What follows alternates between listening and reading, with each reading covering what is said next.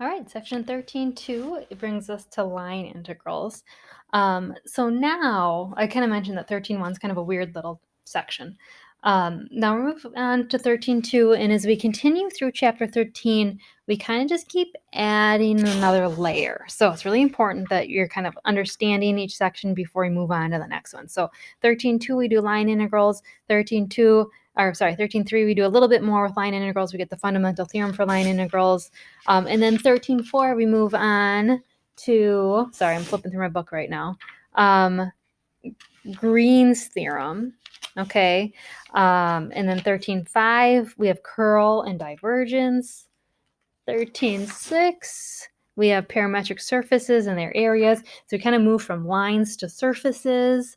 And then 13.7 is surface integrals. So you make the jump from line integrals to surface integrals.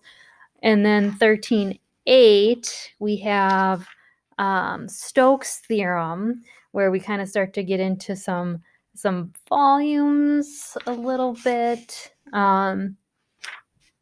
And then 13.9 is the divergence theorem. Okay, so everything kind of builds, and let's try to make some connections as we go. But let's start with line integrals. Okay, start with kind of a basic idea here. And this, I think that this is pretty straightforward. We have a curve in space. It starts at xa. Well, let's do x of a, y of a, I guess we should do. It's oriented, which means the direction that we're moving matters.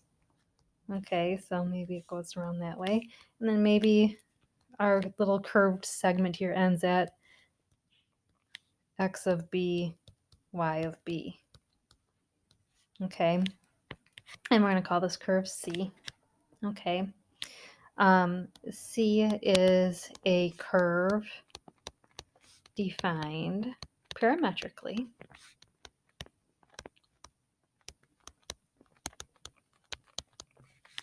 with x equal to x of t and y equal to y of t. So there's some parameter that gives us our coordinates here.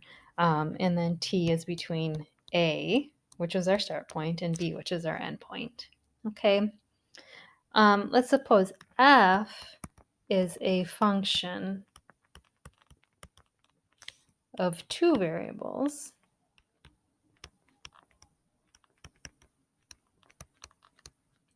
And c is in its domain. Okay, so this function f can be evaluated at every point that exists on C. Okay, so f of xy, or f of x of t, y of t, okay, is the value of f at xy, or x of t, y of t. Okay, then if we can sum from I equals 1 to n, this should start to look a little bit like your whole concept of integrals. Okay, so we take f at any different point on any interval. Okay, so we're going to divide up into n intervals. We're going to take the value of f on each interval at x star, y star, whether that means it's in the middle of the interval, to the left, to the right, whatever. Remember, we're going to get to infinite intervals anyways, so it doesn't really matter. And then multiply it by this little SI, which is like the length of the interval. Okay. So, if the curve has a length of 100 and you divide it up into 50 intervals, then delta SI would be 2. Okay.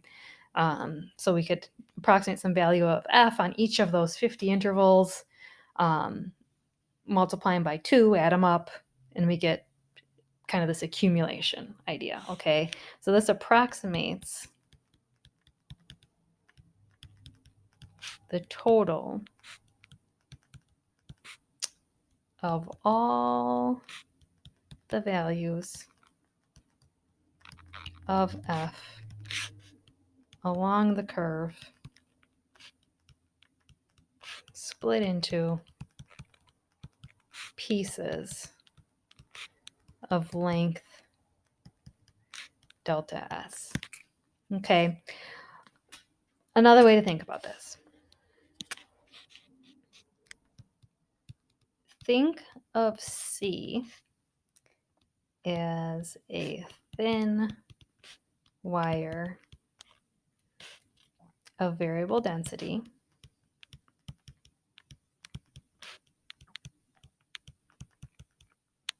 Okay, your function xy gives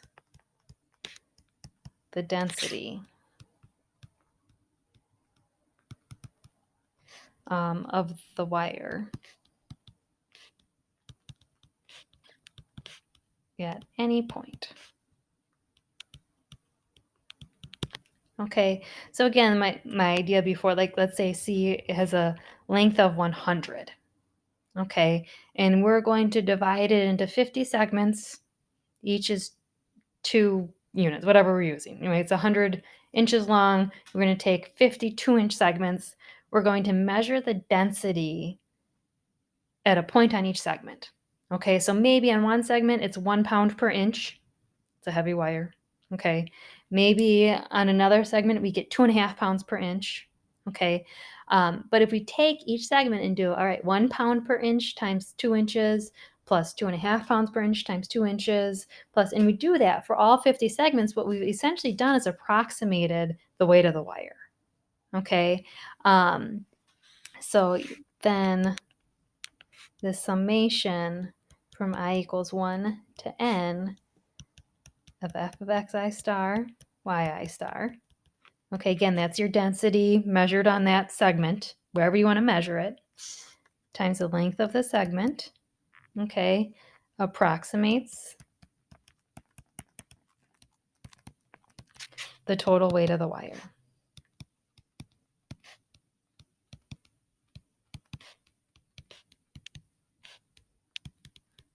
Okay, I have a great book that I read once that talks about how in math derivatives, we take a whole and we split it all apart to figure out how that whole is behaving.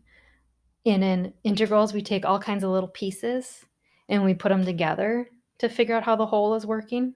And just the whole idea that we go between breaking things into tiny pieces and putting tiny pieces together, that's what calculus is. So in this case, we're putting a bunch of tiny little pieces together, okay? So that gives you the total weight of the wire. So next, we can do some examples here.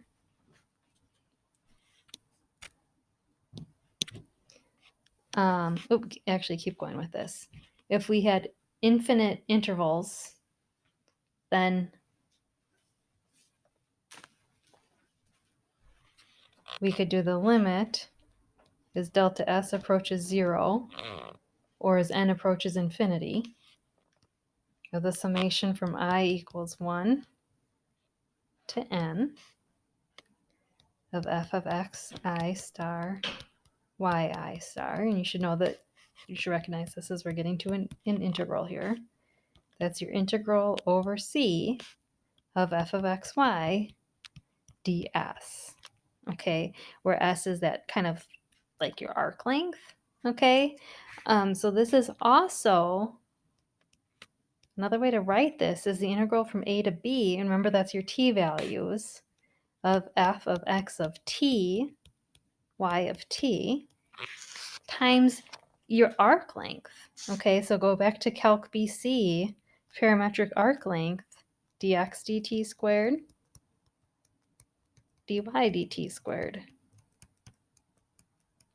dt. Okay, again, the first pieces are the same, right? And when I was up here, I wrote f of xy is the same as f of x of t, y of t. It gives you the same point. Okay, and then that ds is arc length, and we recognize that formula from Calc BC, so it's kind of fascinating how that all comes together. Okay. So again, think about it, because kids always kind of want to, like, how do I wrap my brain around this? F is a density, that ds or whatever, or the expression with the two derivatives dt is an arc length. Okay, density per, and think of the density as per length, right? It's a a thin wire, negligible thickness. It just has length. So think of your density as a mass per length times length. We get the total mass. Okay. So let's look at some examples. We have exercise number 2 in your book. We're going to do the integral over c of xy ds. Okay, where c is defined such that x is t squared, y is 2t, and t goes from 0 to 1. Okay, and again, for those of us who need that tangible thing to think about here, okay, we can imagine this as, think about your parametric equation here.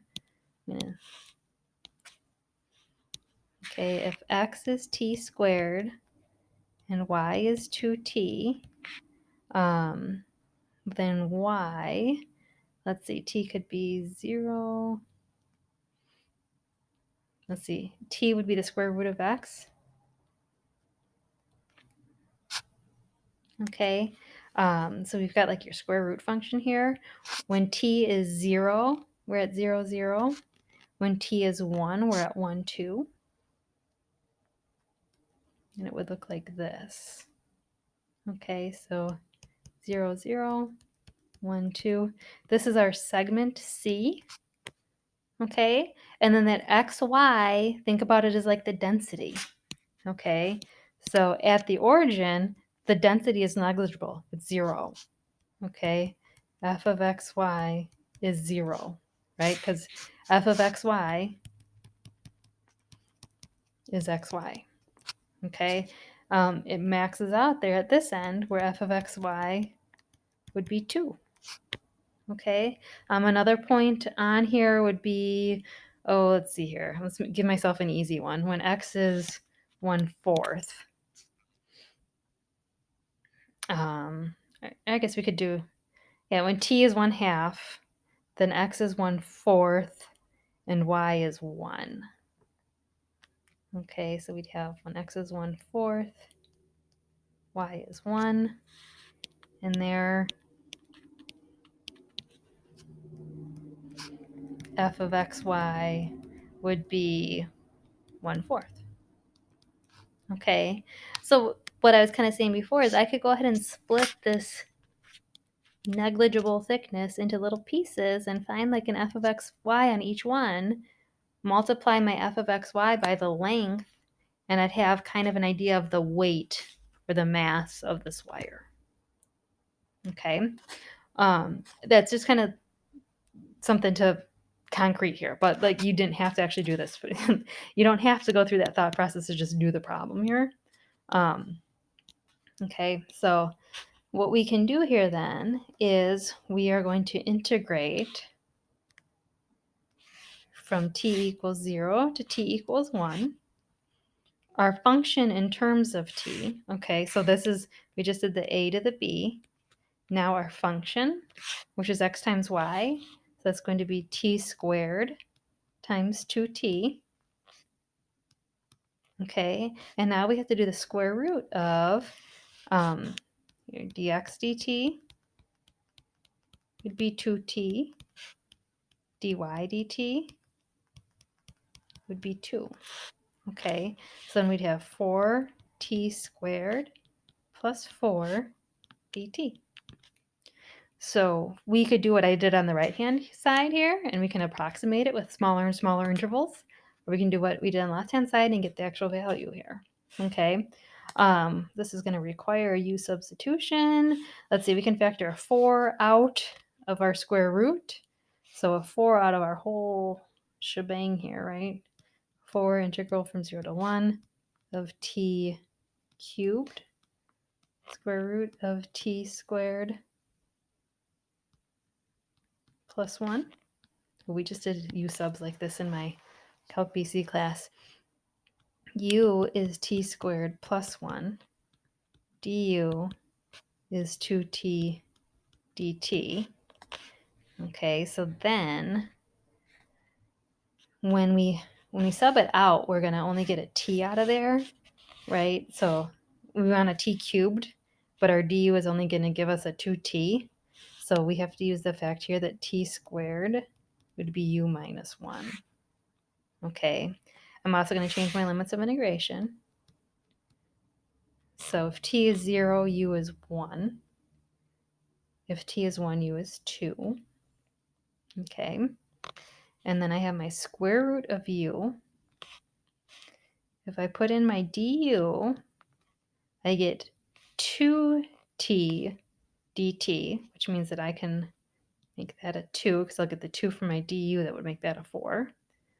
Okay, and then I get 1t. I need my t squared, so I also need to multiply that by u minus 1.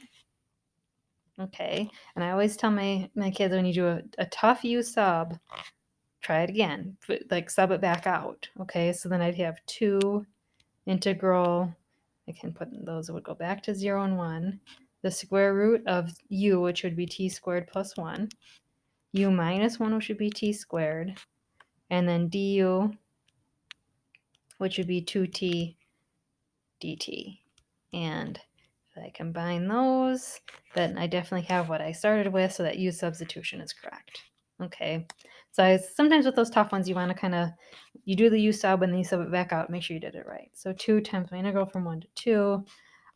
Now we can distribute that u to the 1/2 power, so be u to the 3/2 minus u to the 1/2 du. Okay, so 2, I'll have u to the 5/2 times 2/5 minus u to the 3/2 times 2/3, evaluated from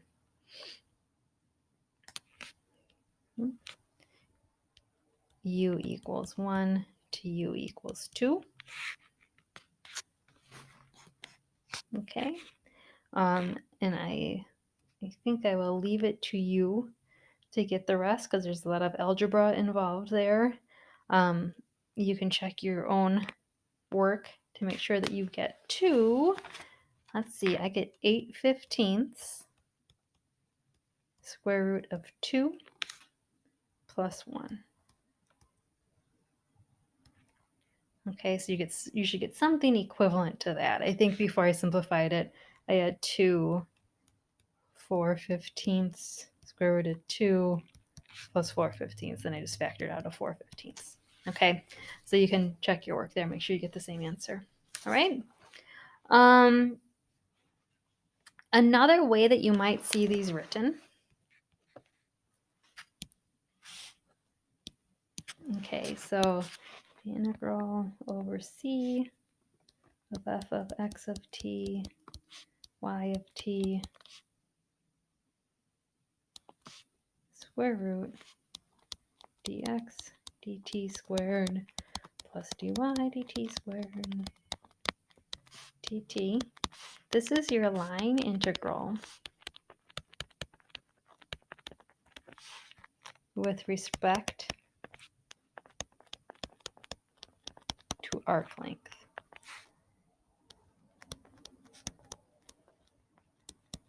Okay, you may also see problems that give you something like the integral along c of p of xy dx plus the integral along c of q of xy dy. So they have some function, that gives you the density in the x direction, some that gives you in the y direction, and you accumulate it over the x's and you accumulate it over the y's. This is the same as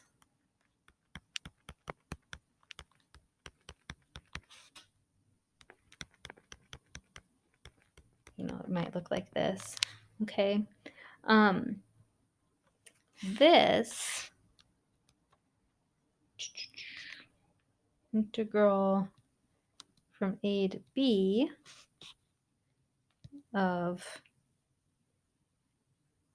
I'm trying to figure out the same notation the book is using, but x of t, y of t. So you could parameterize whatever your curve is, okay? X prime of t dt. Okay, and then this one could be your integral from a to b of, and I think your book uses f, but you don't have to. They don't have to necessarily be the same function.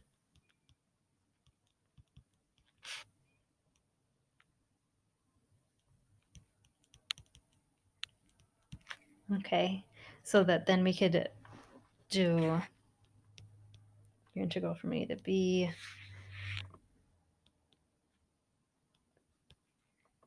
Let me just make sure I'm doing this right here. Yeah, I am. I'm not going to put it together yet, though. I'm just going to leave it like that for now.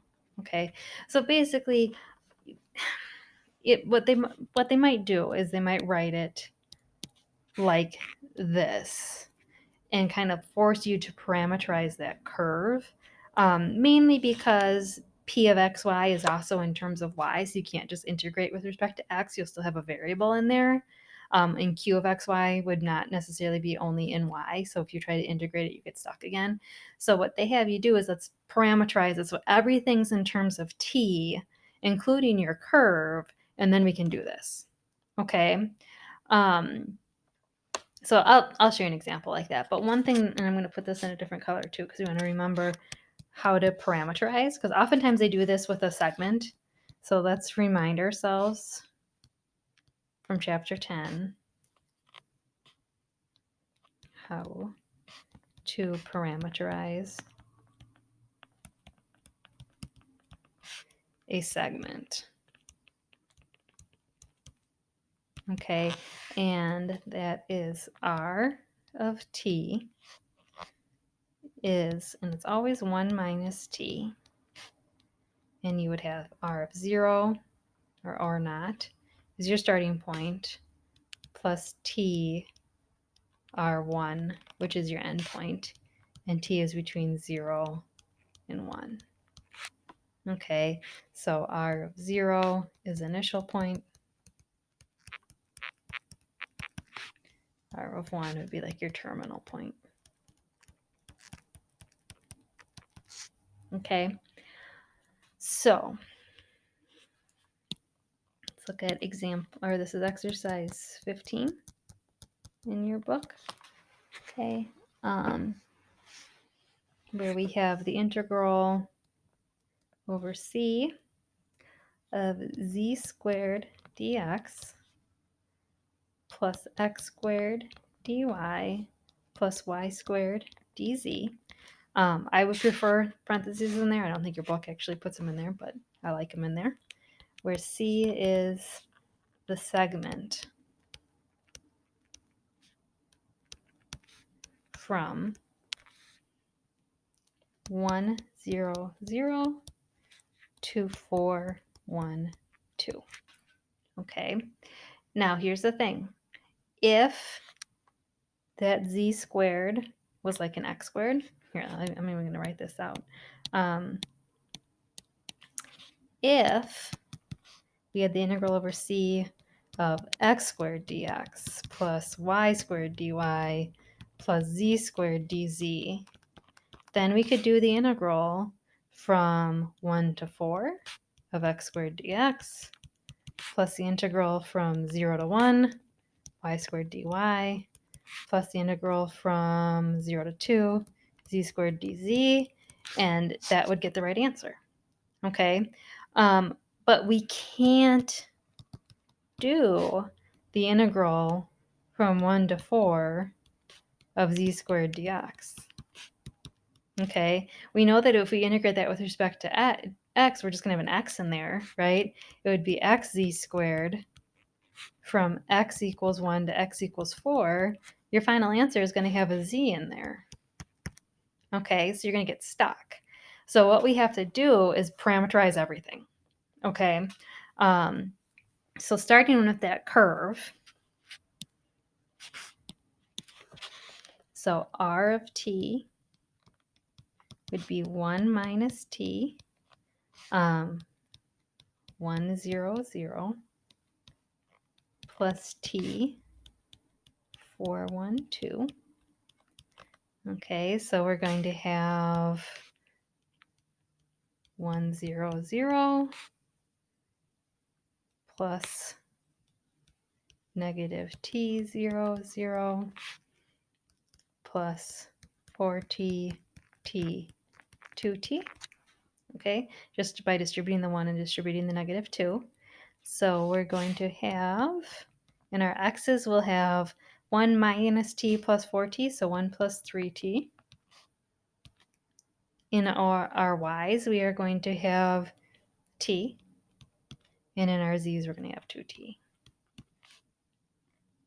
Okay, and remember, I mean, it's 1 plus 3t, 0 plus 1t, 0 plus 2t. Okay, we don't have to write it all out like that every single time. All right. Then, so that's our parameterization, okay? So now we can take our integral, and we're going to go from t, and remember this is t is between 0 and 1. Okay, from 0 to 1. Okay, and now we need z squared dx dt. Okay, so let's go back to that. If x is 1 plus 3t, y is t, and z is 2t, then dx dt is 3, dy dt is 1, and dz dt is 2. Okay, so we're going to have our z squared, which would be 2t squared, and then dx, which is going to be 3 dt. Okay, and then plus x squared, so 1 plus 3t squared, and then dy is dt. Okay, and then plus y squared, so t squared, and then dz is 2 dt. Okay, seems weird, right? But it all works out. Okay, we can get that dt at the end. Okay, so we're going to take the dt out of every term. And then for my first guy there, I've got 4t squared times 3, so 12t squared, plus 1 plus 6t plus 9t squared, plus 2t squared dt. So I've got my integral from 0 to 1 of 23t squared plus 6t plus 1 dt. Okay, and if you keep going with that, let's see, 23 thirds t cubed plus 3t squared plus t. You evaluate from t equals 0 to t equals 1.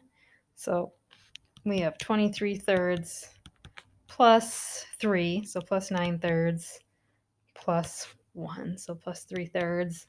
We get 35 thirds. Right, 26 plus 9, yeah, 35 thirds. Final answer there. Okay. All right. That's kind of an interesting one, right? Let's see. We got another one there.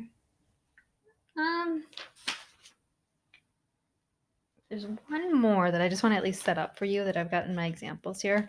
And that's one where we switch to polar, actually. Okay. Another example, I'm not sure where this one is in your book, but we're going to evaluate the integral over c of 2 plus x squared y ds, where c is the upper half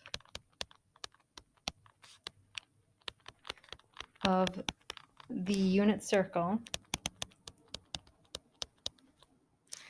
x squared plus y squared equals 1. Okay. And in fact, they basically, you have your parameterization right there. Okay. Your parameterization then is x equals cosine theta, y equals sine theta, and theta will be, since it's just the upper half between 0 and pi. Okay.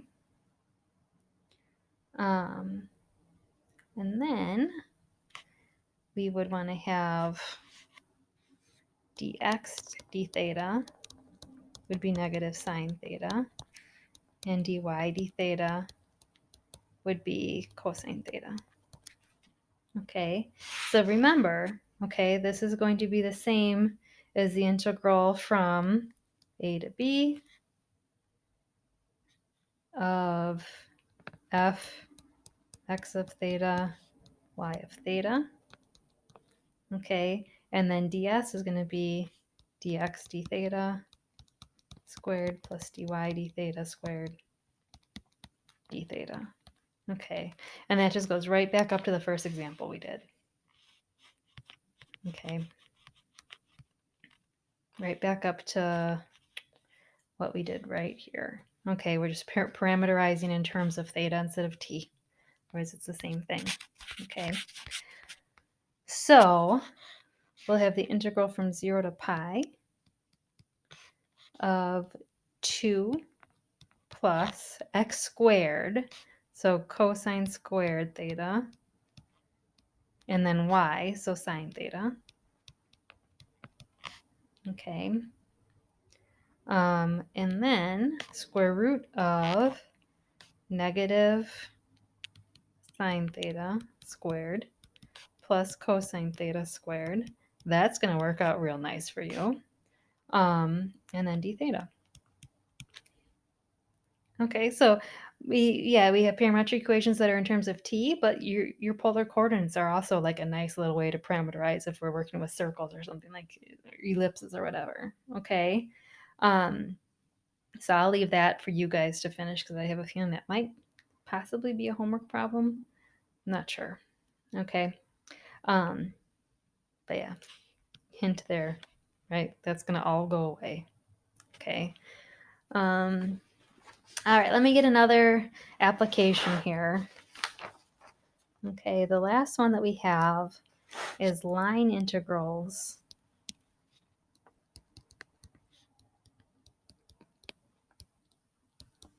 of vector fields. Okay, so we'll have something like F, which is a force vector.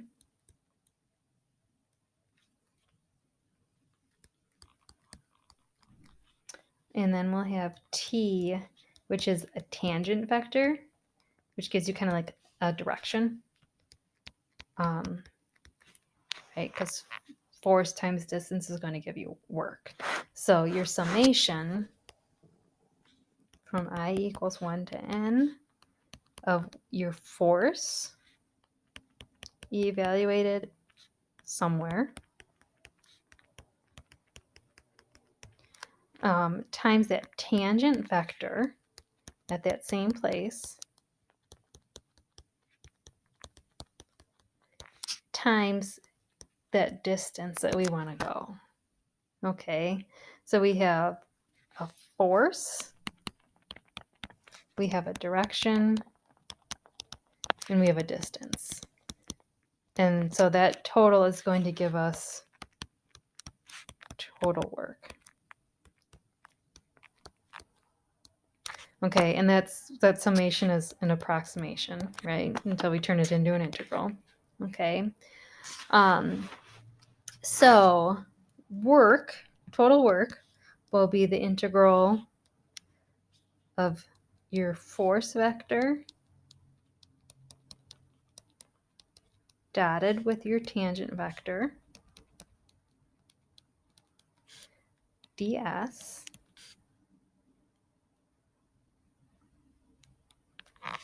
okay. And we can also keep in mind, because you're going to see it written a little bit differently, remember that your tangent vector is just your direction, the derivative of the direction over a unit, or the magnitude, to get that unit vector. Okay, so if everything's in terms of t, we can go from A to B. So your force is a function of t times r prime of t over the magnitude of r prime of t to get you your direction. And then ds, okay, is like your arc length. So that's going to be this guy. Okay.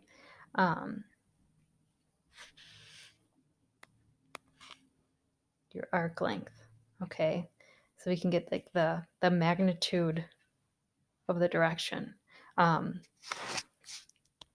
Remember, dx, this is kind of like your dx dt squared plus dy dt squared, square rooted.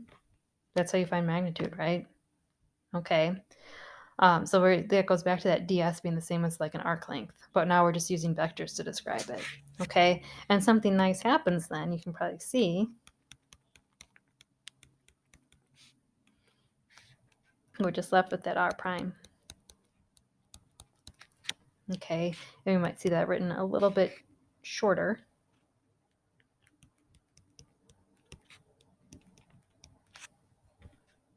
Okay, there we go. Okay, so just like the different notations that you might see it in. Okay, I'm just going to do a quick example there, and then we're going to talk about, let's see, we're going to talk a little bit about the vector fields, and then I'm going to get you going on kind of a tougher problem that would be similar to like your last homework problem. Okay, so an example, and I don't know if this is on your homework or not. Find the work done by the force field. That sounds fancy, but it's just your F.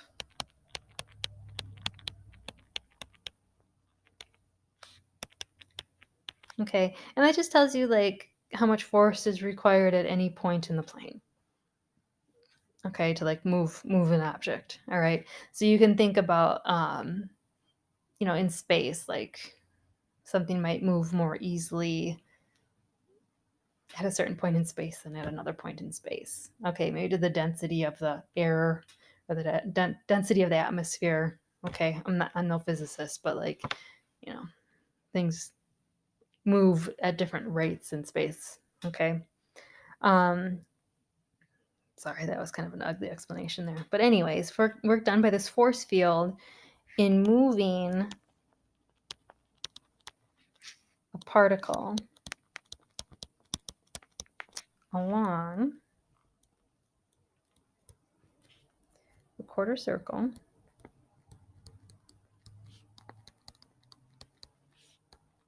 RT equals cosine Ti plus sine Tj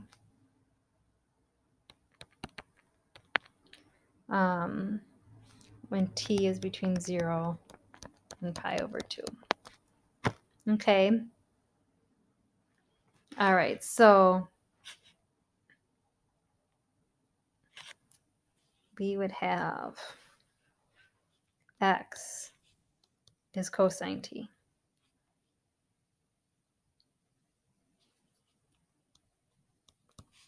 Y is sine t.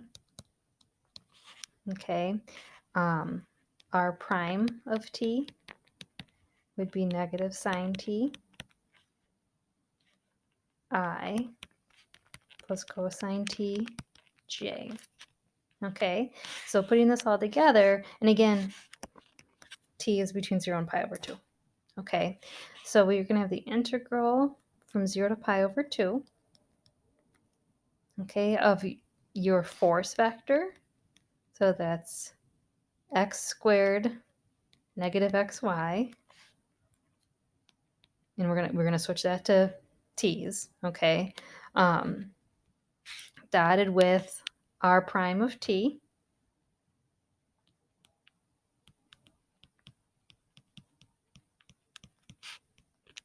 dt. Okay, so I'm going to swap that out. That's going to be cosine squared t negative cosine t sine t. Okay, so again, this is your f, this is your r prime of t, this is your dt. Okay, so then we can have the integral from 0 to pi over 2. We're going to do that dot product there. So we're going to have negative sine t cosine squared t plus negative cosine squared t sine t. And then dt. So the integral from 0 to pi over 2 of negative 2 sine t cosine squared t dt. Okay. I think, again, this might be on your homework, so I'm going to stop there, but you can factor out the 2, right? And then we can do a nice U sub there. Okay. All right. Then the last two things that we're going to look at, next one is kind of a weird little question here. It's actually, if you look in the book, exercise 18, and it asks you to figure out if the line integral is going to be positive, negative, or 0. Okay, so I'm going to do the best I can to draw this out. Exercise number 18. We have a vector field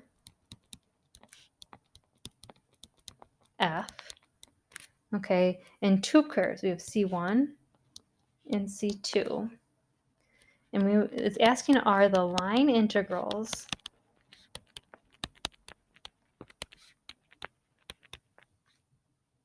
of F over C1 and C2 positive, negative,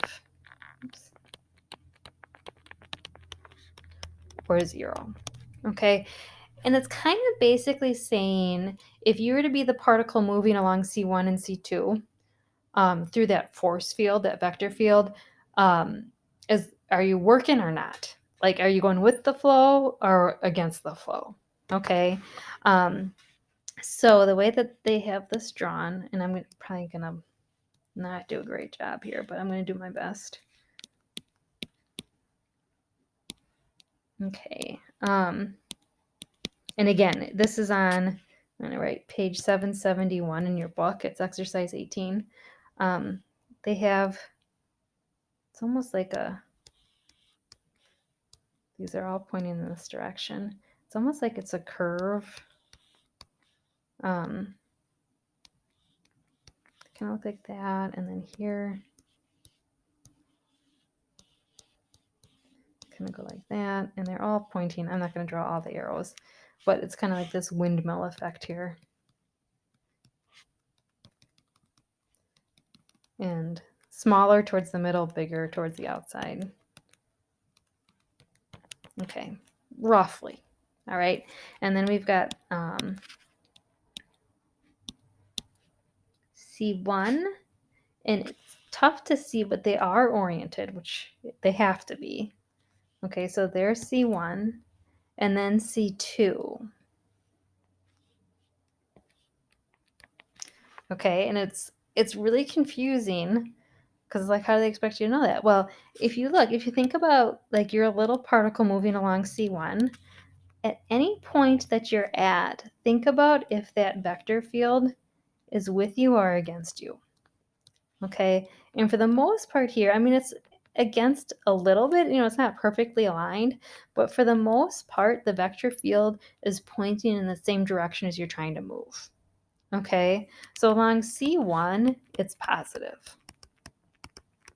Okay, along C2, like you can see kind of right here, it's acting a little bit against. Okay, it's not super easy to see, like I said, but maybe even like right here, you can kind of see that when you're trying to move along, the force field's kind of acting against you. And it's not super strong. It's like not super obvious, but C2 would be negative. Okay, so again, just think about like if this is, if the vector field's like this whirlpool. I don't know if you've ever been to the gym where they have like the current pool. Are you going with the current or against the current as you're moving along C1 and C2? And it's not going to be directly against or directly with, but overall. Okay. All right. We're going to look at one more example here. It's exercise 32. And it's kind of a tough one.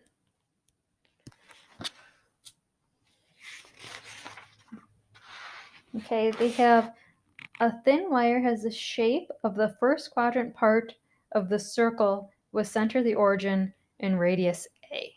Okay, so in other words, we're at x equals A cosine theta, y equals A sine theta, where A is a constant, and since we're in the first quadrant, theta is between 0 and pi over 2.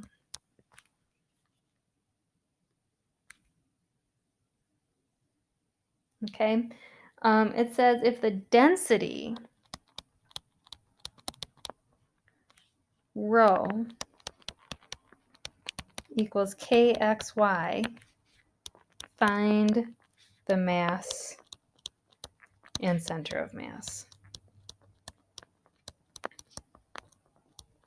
Okay, well, we know that to find the mass, we integrate over that curve C, my density function. Okay, and then we also need dx, d theta, dy, d theta squared. Okay, so we want your integral from 0 to pi over 2, okay, of rho in terms of x of theta, y of theta, and then the square root dx d theta squared plus dy d theta squared d theta.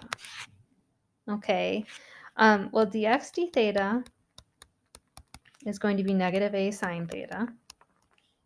Okay, dy d theta is a cosine theta. And so that whole square root there, the square root of a squared sine squared theta plus a squared cosine squared theta, factor out your a squared, you're left with sine squared plus cosine squared, which is 1, is the square root of a squared, which is a. Okay, so we are going to integrate from 0 to pi over 2. Your density function in terms of theta, so k a cosine theta, a sine theta. Your square root of your dx theta squared, dy d theta squared, which is a, and then d theta. Okay, remember a is a constant, so we can factor it out, so is k.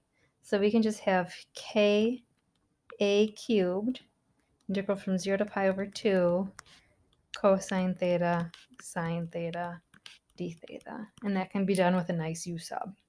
Okay, so that's your mass. Okay, if you want to check it yourself, you should get ka cubed over 2. Okay, now remember your moment about x, the only thing that you're going to do is you're going to throw in y to that integral. Okay, so you're still going to have the integral from 0 to pi over 2, k a cosine theta, a sine theta, another a sine theta, and then your a d theta.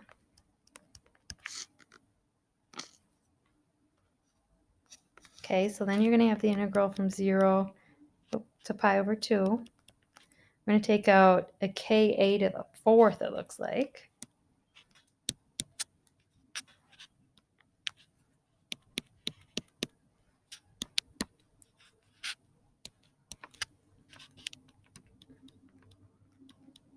Okay, and then we're going to have cosine theta sine squared theta, which can also be done with a nice u sub. Okay, and then for your moment about y, we're going to throw in an x. Okay, so as you can expect, that would be k a to the fourth. I almost said squared.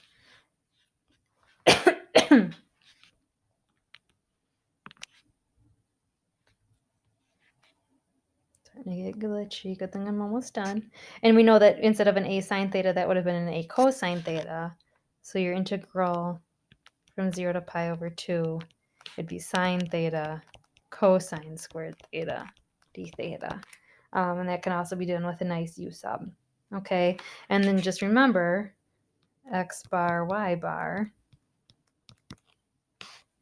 is moment about y over m moment about x over m. Okay, and if you are trying this on your own, it's 2a over 3, 2a over 3. Okay, that should be it for 13.2 then. So good luck.